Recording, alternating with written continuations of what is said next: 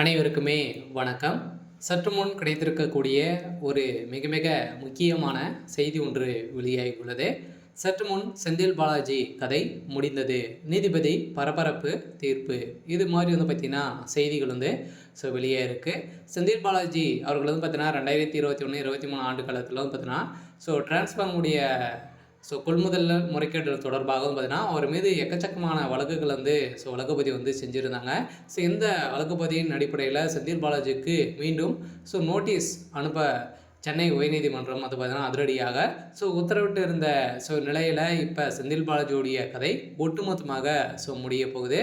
பார்த்தீங்கன்னா இப்போ செந்தில் பாலாஜி அவர்கள் இந்த வழக்கை எதிர்த்து மேல்முறையீட்டு இப்போ செந்தில் பாலாஜியுடைய வழக்கில் மீண்டும் செந்தில் பாலாஜிக்கு 7 ஆண்டுகள் சிறை தண்டனை வழங்க போவதாகவும் ஒரு பரபரப்பான ஒரு தகவல் பார்த்தீங்கன்னா வெளியாகியிருக்கு.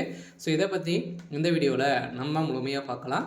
அதுக்கு முன்னாடி நம்ம சேனலுக்கு இப்போ தான் நீங்கள் முதல் முறையாக வந்திருக்கீங்க அப்படின்னா மறக்காமல் நம்மளுடைய சேனலை சப்ஸ்கிரைப் பண்ணி சப்போர்ட் பண்ணுங்கள். வாங்க வீடியோக்குள்ளே போகலாம்.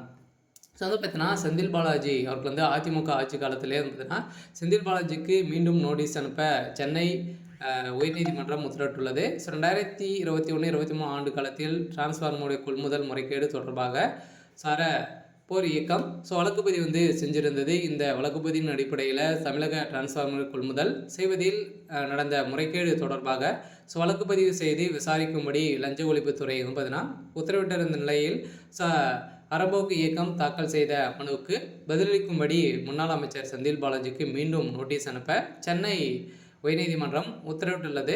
இதனைத் தொடர்ந்து பார்த்தீங்கன்னா இதனிடையே 45,800 டிரான்ஸ்ஃபார்மர்கள் பார்த்தீங்கன்னா கொள்முதல் செய்ய 1,182 கோடி பார்த்தீங்கன்னா 88 லட்சம் ரூபாய் பார்த்தீங்கன்னா மதிப்புகள் டெண்டர் விடப்பட்டது.